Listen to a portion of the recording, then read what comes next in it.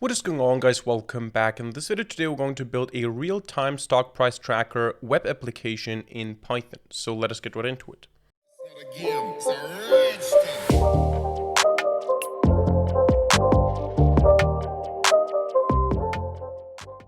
Alright, so here as a motivational preview up front, this is what we're going to end up with. This is the real-time stock price tracker, and what we can do here is we can add some ticker symbols, like for example AAPL or MSFT, so Apple and Microsoft, or maybe something like Goldman Sachs, or maybe something like, let's add a fourth one, let's go with NVIDIA. And what we have now here is we have some boxes. They are in gray color, and the color of these values here basically indicates, and maybe we're going to change this one because the idea was that if you have more than 2% change here, you're going to use a different color of red, but I wanted this one to be more intense actually. So we're going to rework that. But what you can see here now is that the numbers are all red and the percentages are all negative because the stock price as it is right now is less than the opening price today. And you can see that this constantly changes. We have these updates here every 15 seconds, and then the stock price, if something has changed, is updated. And the color of the change basically indicates if the prices went up since the last refresh, down, or stayed the same. So if you see a red color, a red animation, this basically means that the stock price decreased or fell. And if you see, so now all of them decreased, and if you see a green color, it means that the price went up, and if it's gray, nothing changed. And the idea is that we can have positive values. Maybe we can look for something, which stock could be positive today. Maybe we can go with some Bitcoin. So Bitcoin USD, I don't think so, but yeah, there you go. Bitcoin is positive. So this also works with cryptocurrencies. You just need to know the correct ticker symbols for the Yahoo Finance API. But now you have this simple dashboard here. And every 15 seconds, you get an update on the prices. You can also change this time here. And of course, we can remove here certain symbols. I can then reload and the same symbols are going to be loaded. So this is what we're going to build today. Alright, so we're going to implement a real-time stock price tracking application in Python today, and the idea is to implement it as a Flask web application, at least the backend. The backend will communicate with the Yahoo Finance API to get stock price information on demand, and our frontend, if you want to call it that, it is basically just HTML, CSS, JavaScript, and jQuery.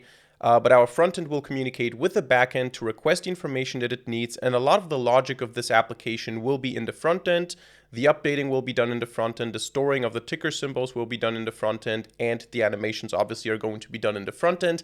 The backend will just be used to communicate with the Yahoo Finance API and to get the stock price information. So we're going to start here by opening up the command line and installing the Python packages that we're going to need today. So pip or pip3 install Flask, Pandas, and yfinance.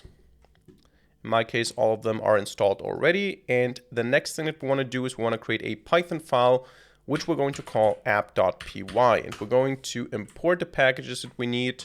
So from Flask, we're going to import request. We're going to import render template. We're going to import JSONify. And Flask, of course, itself. So capital F Flask. And before that, we're going to also import yfinance as yf. So as I said, the backend will only be used for communication with the Yahoo Finance API. So we're going to have only two endpoints, one for rendering the HTML file and the second one for getting the stock price information from the Yahoo Finance API. So we're going to say here app equals Flask, then underscore underscore name underscore underscore template folder is going to be templates. And then our two endpoints will be app.route. This is going to be the default route, so just a slash. The function is going to be index. And what we're going to do here is we're going to return render template index.html. So nothing fancy here. This is all the index is going to be doing. And then we're going to have a second endpoint, app route. You can call this whatever you like. I'm going to call it get underscore stock underscore data. And this endpoint here will only take post requests. So methods is going to be equal to post. And what we want to do here is we want to define a function, get stock data. And here we're going to get from the request, we're going to get the ticker. So we want to get the ticker that we're actually requesting the stock data for, the stock price data for. So we're going to say here ticker equals, and then request. We're going to get it as a JSON object here. And from this JSON object, we want to get the ticker field. So the ticker key value pair to get the ticker symbol. Then we're going to say data equals Yahoo Finance ticker, and from that, we want to get the historical prices, period. It doesn't actually matter because we're going to only look at today and yesterday, or actually only at today. So history, period, equals 1 year. And then we're going to get the last price here. Or actually, we're going to get the data here as the history, and then we're going to return here a dictionary object, but we're going to JSONify this dictionary object, and we're going to return 2 fields. The first field is going to be the current price of the stock or of the assets. So current price is going to be equal to data ilog, get the last position, so -1, and get from this one the close price. And the other field that we're going to pass here is going to be the open price, or the opening price, whatever you want to call it. Data ilog, again, -1, open. So the idea is that in order to decide which colors to use, we're going to compare the current price, which is, even if the markets are not closed yet, it's going to be the close price here. But the idea is to compare that price to the opening price of the day and to then see if it's less or more than that. So to see what the change is here. But this is also going to be part of the front end. So this is all the backend is going to be doing. And we're going to say here finally, if __ name __ equals, and then __ main __. Then we're going to say app run debug equals true. That is our backend. This is our Flask web application. And of course, we need 2 equal signs here. There you go. So in order for this to actually do something now, we need to also have an HTML file, a JavaScript, or not necessarily a file, but we need some JavaScript code in that HTML file, and the style sheet is optional, but we're going to use it. Or actually, it's not optional because we need to, of course, add the styling for the colors. So we're going to say here, new directory, templates, and inside of that, we're going to have our index.html file. And actually what I want to do here to save some time is I want to create, let me just delete this here again. I want to actually say new HTML file, call it index, and then I have the template here already from PyCharm. We're going to call this here stock price tracker. And here we can put whatever we like. So here's going to be our front-end code. So I'm going to add here a heading, hello world, for example, to see that this actually works. So we can actually go ahead here, run this app, open this in the browser, and you can see we have hello world here. All right, so this works fine. Now, the actual logic will not be in HTML, it will not be in CSS, it will be in JavaScript. So what we need to do here is we need to create a second directory outside of templates here, so in the working directory. And we're going to call this static. And in static, we're going to have a new JavaScript file, which we're going to call script.js. And here we're going to put most of the logic that we're going to use in this video today.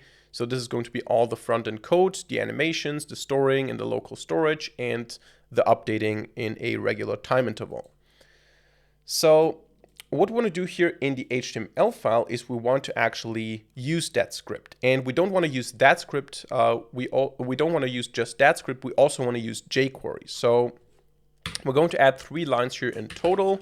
The first one is going to link to a style sheet. So link relation equals style sheet, and the href, so the actual path to that style sheet, is going to be, now we're going to use curly brackets here, and we're going to say URL for, and we're going to say static, and we're going to say file name equals style.css, and this is going to be in single quotations here. And of course, here we also now need to create a style sheet, style.css. Then we're also going to say script source is going to be equal to, now this is something I want to copy here from my prepared code. This is just a content delivery network for jQuery. If you don't want to download jQuery and save it locally, you can just pass a link so that it loads jQuery from that link. And this link is what I'm copying now into my clipboard. So just that code, jQuery.com/jQuery-3.6.0.min.js or .js. That is the script that we load here for jQuery, and then we're going to load a second script, and the source for that second script is going to be equal to curly brackets URL_for. Here again, static and and file name equals script.js. So that is basically it. And what we're going to have here by default without JavaScript in the HTML file is going to be a simple form. So this form, what it's going to do, form action, or actually we don't need an action. We're going to just say form ID equals add ticker form. The reason we don't want to have an action in the method here is because all of this will be done in JavaScript. So this is going to be a form, but the actual request is not going to be sent by submitting that form. It's going to be sent by using JavaScript. So JavaScript is going to react to button clicks, and then it will send requests in the JavaScript code.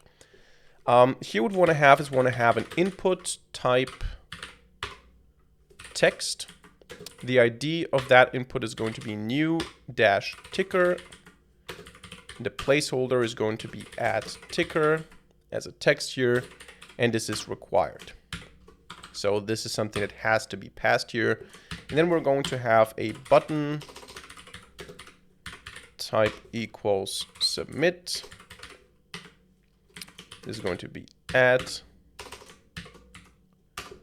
And that is it. Now, what we also want to add here is we want to add the text for the timer. So next update in whatever amount of seconds. So P is going to have the ID timer here. And it's going to say next update in. Then we're going to have a span here. The span is going to have the ID counter. It's going to be empty here because we're going to fill it with JavaScript seconds. And then finally, we want to have a div box here. The ID is going to be tickers-grid. And here we're going to put all of our tickers. So that is what we have by default, the static HTML. And now the rest will be introduced with JavaScript. So on button click, we're going to add new boxes to the grid. So we're going to start here by initializing a couple of things. First of all, tickers is going to be JSON.parse, and we're going to parse the local storage, because the idea is we're not just going to keep track of the tickers in a temporary list.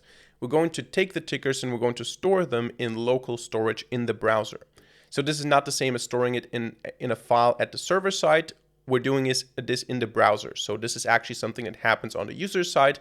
If this server is running somewhere in the cloud, this will happen on my PC, on the user PC. So JSON.parse, and we're going to say local storage, and then .get item, and we want to get tickers, or, so we're going to add two pipes here, or an empty list, semicolon. So we're going to take the tickers here, either an empty list or what we have already in the storage. And then we're going to say also last prices is going to be here empty, an empty dictionary. And then we're going to say also var counter, our countdown timer. And here you can say how many seconds, here you can set the number to how many seconds you want to have in between the reload. So I'm going to say 15 seconds here, but you can also reload every 10 seconds or every minute, so every 60 seconds. I'm going to go with 15 here. just because I want to show you something in the video. If I was using this here as my actual stock price ticker dashboard, I would probably do something like 60 seconds. I think that's enough because I'm not doing high frequency trading. And if you're doing high frequency trading, this is not the right tool for you. So those are the variables here. Now we're going to create a function, which we're going to call start update cycle. And the idea of that function here is to update the prices. We're going to define that function down below. So update prices. And we're going to say here also countdown. So var countdown is going to be equal to set interval. And we're going to define a function here. And in this function, we're going to say if, or actually, first of all, we're going to start by decreasing the counter. So counter minus minus. This is the same as saying in Python counter minus equals 1. But what we want to do here is we want to say dollar. This is now jQuery. Dollar, and the ID of that number was counter. So this span, actually, this is this one here. This span is the counter span. So we want to take this and we want to set the text of that to counter. And then what we want to do next is we want to say if the counter goes below 0, so if it's actually less or equal to 0, so if it reaches 0, not if it goes below 0, then what we want to do is we want to update the prices again. This is a function again that we have to implement first. We're going to update the prices and the counter will be reset to 15. So it will start again. And all of this will be done here every second. So we're going to say here set interval 1000 so that we basically decrement the counter every second by 1, and then every 15 seconds all of this will repeat. This is the start update cycle function. Now what we want to do next is we want to say here dollar, we want to target the document. We want to say when the document is ready, so basically when you load the page, we're going to say here function curly brackets. And in here, we're going to say tickers that we have already loaded up here from the local storage or as an empty list. For each of those tickers, so tickers for each, we're going to say function, which is going to take ticker as a parameter, since we're doing for each, add ticker to grid. And this will be another function that we define here in a second. So add ticker to grid will basically take the ticker symbol, get the information, and then it will put it as a HTML element inside of the web page, right? So it's going to put it inside of this tickers grid. And then we're going to, of course, every time update the prices when we load the page. Now, what we're going to do here now is we're going to say dollar add ticker form. Remember, we didn't specify here any method or action. So we're going to handle this here in JavaScript now. When this form is submitted, so basically add ticker form submit, we're going to have the function which takes e. I think this is event. We will say e prevent default to make sure that we can do we can define the behavior in a custom way. We're going to say here var new ticker is going to be equal to dollar. We target now the element with the ID new ticker. So new dash ticker. You can always look into the HTML file to see what that is. This is, of course, the input type text here. We take this new ticker symbol. We get the content. So we take the value of this. We turn it to uppercase. I don't know if that's even necessary, but we're just going to do it here to be safe. So we're going to take the content. We prevent when someone clicks that submit button, we prevent the default functionality happening. What we do instead is we get the content of the input, and we're now going to say if the tickers don't already include this. So if exclamation mark to say not. So if tickers includes this new ticker, if it's already part of the tickers list, and then we add an exclamation mark in front of it to say if it's not already part of the tickers, then what we're going to do is we're going to say tickers push, and we're going to add the new ticker to the tickers list. All right, and then we're going to say local storage set item. We're going to update basically the tickers in the local storage by saying JSON, stringify, and then tickers. All right, so basically this is what we do to make sure that next time we load the page here, we get the current version of the tickers here. All right, and then what we're going to do is we're going to say add ticker to grid again, new ticker. This is basically what we already did up here, but again, this function needs to be implemented, so we don't have it yet. Add ticker to grid. Now, after all of this, after this if statement here, we're going to say $new dash ticker. We're going to basically clear this thing again. So we're going to say value is again empty so that we can insert the next ticker. And then we're going to say update prices. So every time we actually add a ticker, it's going to update the prices. And again, update prices is also not implemented yet. So we're working with two functions here that we don't have implemented yet, but you can think, you can already imagine what they're going to do. So update prices is going to just refresh the prices and do some animation, and add ticker to grid will just take the ticker symbol and add it to the grid. So we just assume that those will work later on when we're done with the code. Then we're going to say here $, and then we're going to target the tickers grid. When we click on it, so on, let me just write this like that, on click. And we're going to have here specifically inside of this tickers grid here, we're going to have boxes. We're going to have individual ticker boxes for the individual stocks. And inside of those boxes, we're going to have buttons that we can click to remove the tickers from the local storage. And this is what we want to handle here in the document ready part. We want to say if someone clicks on something that has a class remove dash button, and this is going to be a class, this is not an ID because we can have multiple of those buttons. What we're going to do here is we're going to associate this with a function. And this function will basically say variable ticker to remove is going to be equal to, we get now the element that was clicked. So this, and the element that was clicked will have data, and the data will be the ticker, the actual ticker that has to be removed.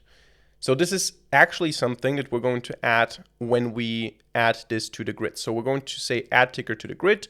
We're going to add a remove button, which will have this ticker, and then we will be able to remove that by targeting this ticker symbol here. So ticker to remove removes the ticker. Then we're going to say tickers is tickers filter, and we want to get all the tickers except for this one that has to be removed. So T with an arrow here. So T, and T is not allowed to be, so exclamation mark equals equals ticker to remove. So this is not equal to or greater than, this just means T, like a little bit like a lambda expression. We have the T, and for the T we want to make sure that T is not equal to the ticker to remove. So we basically just keep all the tickers that are not the ticker to be removed. We remove the ticker. And then we say local storage dot set item. So basically we can copy this here. We're just updating this into the storage. And then finally we have here $, and then the ID, $, and then ticker to remove. Now in my prepared code, I have backticks. I'm not sure if this is necessary because we have the hashtag and a $. I'm just going to do it here because I'm not that experienced in JavaScript, so I'm going to use backticks here. Maybe that's even necessary. But what we do here is basically we get the ticker to remove. We get the actual field that has the ID of that ticker, and we remove that from the page. So actually we do it here like that. And that is what we're doing here. The only thing that we need to add here now in the document ready section is start update cycle. So what we defined up here. This update cycle will be started at the end here. All right, so now we're going to define all these functions that we were constantly talking about, or basically the two functions that we were constantly talking about. The first one is going to be quite simple. The add ticker to grid is just going to add HTML elements to the grid. The second one is going to be more comprehensive because it will do all the logic and also all the animation. So I'm going to actually go ahead here and we're going to say function add ticker to grid. It takes a ticker as a parameter, and what it's going to do is it's going to target the ticker grid. So we're going to say here hashtag ticker dash grid, and we want to append to this grid now a new div box. So let's use backticks here again. We're going to use a div box, and a div box will have an ID. The ID will be the ID of the ticker. So we're going to use here dollar ticker. And then what we want to do is we want to say that the class of this is for design purposes, is going to be a stock dash box. And then what we want to do is we want to, how do I best format this so that you can see this? Let me just add some blank lines here. So in that div box, we're going to have a heading. So I'm going to say h2. And h2 is going to display the ticker symbol. So just $ticker. And after that, we want to also have the price and the percentage change. So P, a paragraph, is going to be ID equal to, and then dollar, curly brackets, ticker, and then dash price. So for example, AAPL dash price.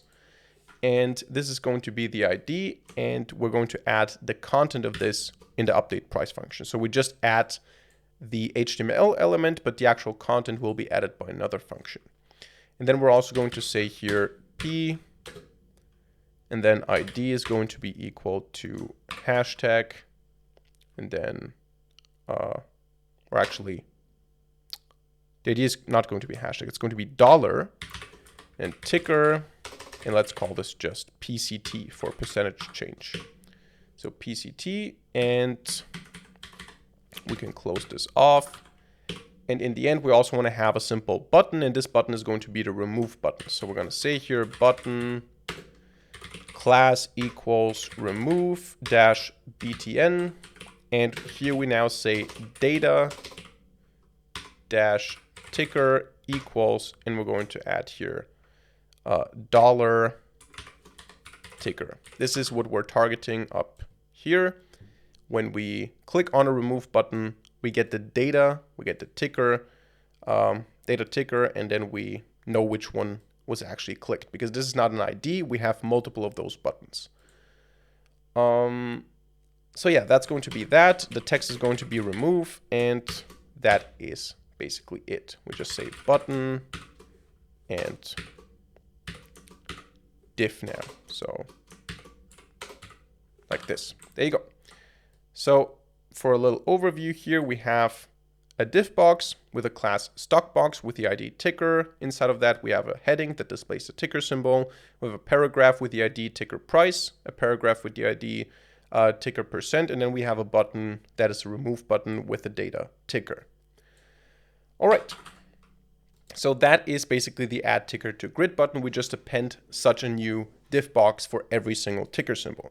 Now, all of the magic, all of the logic will now happen in this final function, the update prices function, which is why we do it last. So we used it a couple of times here. Remember, we used it here, we used it here, here, and here.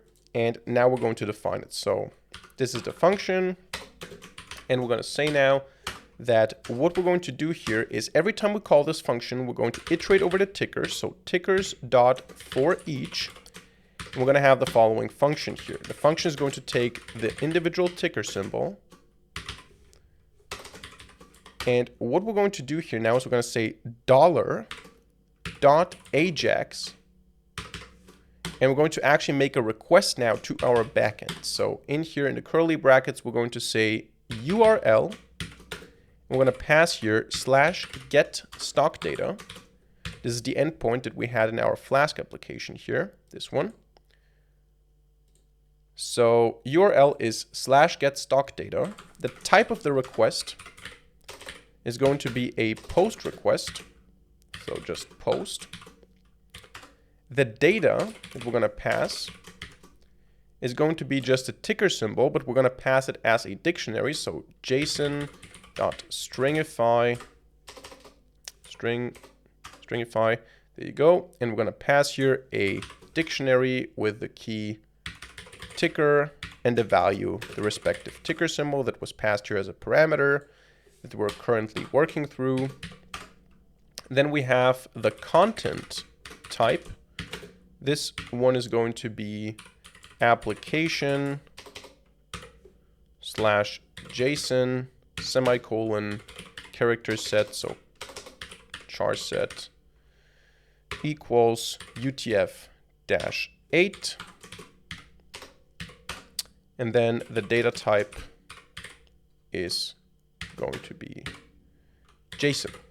All right, so this basically sends a post request now to our backend, to our Flask application. And what we want to define here is what happens in the case of success. And we do that here as another field in this Ajax dictionary here. So we say after data type, we have success, colon, what happens if we have success. This is a function now, and this function takes some data. This is going to be the response. This is going to be the result of that function. So it's going to be a JSON object with current price and open price. And what we want to do with all that is we want to say variable change %. So we calculate now the difference, the percentage difference between the current price and the opening price. So we say data current price minus data open price, and we divide that by data open price, and we take the result and we multiply it by 100. Or actually we multiply by 100 like this. What's the problem here? There is no problem. Okay. Then we say variable here is going to be color class, and the color class, the basic idea here is, and this is what was not so good in the preview, because I chose a tone of red to represent high or to represent large losses, which was barely visible. So we're going to change that here. But the idea is that we have a color class, and the color class is determined by the percentage change. So if we have large increases in the price, we're going to have, so if the price rises a lot, jumps a lot, we're going to have a strong green, and if it just rises a little bit, we're going to have a weaker green, and then we're going to have gray for neutral, and we're going to have red or strong red for losses. And we're going to just create this color class here, and then we're going to say if, and then change % is less than or equal to, like this, less than or equal to -2. Then we're going to choose a strong red. So I'm going to say color class, and I chose here in my prepared code light red. I think I'm going to go with dark red now. So dark red is going to be the color class here. Then we're going to say else if, and we're going to say change % is below 0. In this case, it's going to be just red.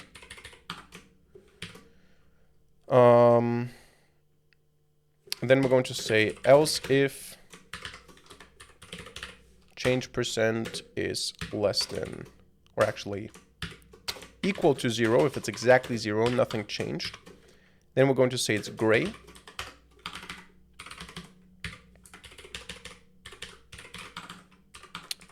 And let's copy this here.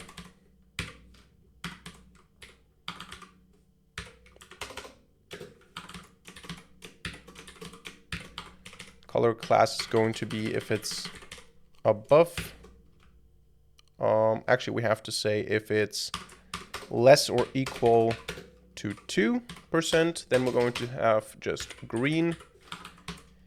And finally, otherwise, we're going to give it a dark green. So color class is going to be dark green. All right, and this color class will determine the color of the box that we add. And we're going to now say here after this, after this color definition, we're gonna target the individual parts of that ticker symbol rectangle or box. So we're gonna say here target with backticks, hashtag dollar, hashtag dollar. Where's my dollar? There's my dollar. Ticker price, and we're gonna say that the text is going to be $, and then data current price to fixed 2, so that we can round it to 2 decimal places. And then we can copy this. We can do the same thing here with %, but we're gonna do that here instead of data.current price. We're gonna just say right away change %, like this, and we only need $1 symbol here, because of course this is dollar. This is the actual dollar symbol that we want to see, and this is the dollar that we need for jQuery. And here we have a percentage, so we don't need that, but we're going to add a percentage sign in the end here. And then finally, we also want to add classes. So we actually want to change the color here. And what we want to do is we want to say, let's start with the price here. We're going to remove a class. And the class we want to remove here is every class that it could have from before. So I want to say here light, or actually, what do we have here? We have dark red, red, gray, green, and dark green. So we remove all the classes that it could have, and we add the color class. So add class, and we're going to add here the color class. And we do the same thing for the percentage. All right, and then finally what we want to do is every 15 seconds when we update, we want to see if the price has changed, not since the opening price, or not just if, but how the price has changed, not compared to the opening price, but to the last price, to the last refresh price. And for this, we're going to say Flash class, or you could also call this animation class, if, and then we say last prices ticker is larger than data current price. If that is the case, the Flash class will be red flash, like this. And all of this will be defined in the CSS in a second here. Else if the last prices ticker is less than data current price, if that is the case, I'm going to say Flash class equals green flash, and otherwise what we're going to do is we're going to say it equals gray flash, so gray dash flash. And afterwards, of course, we want to update the last price, because now the new price is the last price. So ticker is equal to data current price. So last price is ticker is equal to data current price. And then, of course, what we want to do is we want to do the animation. So we target here with $, and then here backticks, hashtag, and then $, again. Ticker, add, actually here, add class, Flash class, whatever we decided that the right class is here. And then we say set timeout function. And this function, we remove the class again. So we just want to keep it there for 1 second. So we say, again, let me just copy this here. We target the ticker again, but we remove the class, Flash class, like this. All right. And of course, this happens here for 1 second, so 1000 milliseconds. And that is basically it. Now we need some semicolons here, and that is basically it. Now we just need to add the respective things to the to the style CSS file. Now let me just see if I am missing something here because I have the countdown. Let me just check in my prepared code if I'm doing something with it or if it is actually not important. No, actually I think this is, I don't even know if we need that. Let me just remove this. Maybe it works without this as well. So for the CSS file, I'm going to be honest with you, this is written by ChatGPT. The CSS file is always, when I do a tutorial, you can expect the CSS file, if there is one, to be written by ChatGPT. Now, I sometimes use ChatGPT for a little help when I write the code, but in general, I write my code when I prepare the videos myself, but CSS code, definitely not. So what I'm going to do here, because I'm not interested in CSS at all, is I'm going to copy the CSS code here. I'm going to go through it, explain the individual things, but I would recommend you to just pause the video and look at the code and write it from the screen. I'm not going to write it myself here because I really don't enjoy doing CSS. So I'm going to just copy this here into my clipboard. And that's the basic idea. So this is just some basic styling here. Display flex, flex wrap, wrap for the tickers grid. So here again, also just the styling for the stock box. And here we have some colors for the different color classes. The only interesting thing actually here is this. And I actually don't think that we need this one here. Red flash, green flash, and gray flash are the only classes here where we do have some logic in here. And this is the transition basically. So transition, background color, 1 second. And then we have the different colors here that you can see on the left. And here are the colors that we use now for... actually, we need to change that. We need to change it because we changed the names in the code. So in the JavaScript, we said that we have the classes dark red, red, gray, green, dark green. And now we have light red. So we need to say just red. This is just red. Then we have dark red. And the dark red is going to be a darker red. So it's going to be something like maybe 880000. Yeah. Then we're going to have just green. And green is going to be just this. Maybe a little bit darker. Let's do BB. And then dark green is going to be maybe 66. There you go. All right, so this should work now. And as I said, this is the interesting part here. So let me just scroll through it one more time. 1, 2, 3. There you go. All right, and I think if I didn't make any mistakes, this should already work now. Let's see if we have any bugs in here. I'm going to open this in the browser and I'm going to add a ticker symbol, AAPL. I'm going to add it. Nothing happens. Great. So I do have a bug here. Let's see what the console says. Do I send any requests here? Yes, and I also get a response, but for some reason, nothing is added here. Okay, I think I found 2 mistakes. The first one here is that in the function add ticker to grid, we have ticker grid instead of tickers grid, which is the correct ID. And up here in the ready section, we have add ticker to grid, but we don't pass the ticker, which is of course not correct. So if we now run this, this should work. Let's see. Let's add Apple and Microsoft and BTC-USD and Goldman Sachs and NVIDIA. There you go.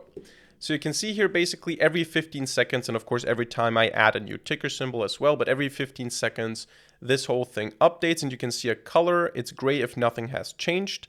And it's red if the price has changed negatively since the last time, green if it changed positively since the last time, and the general color that we have here represents the percentage change since the opening price.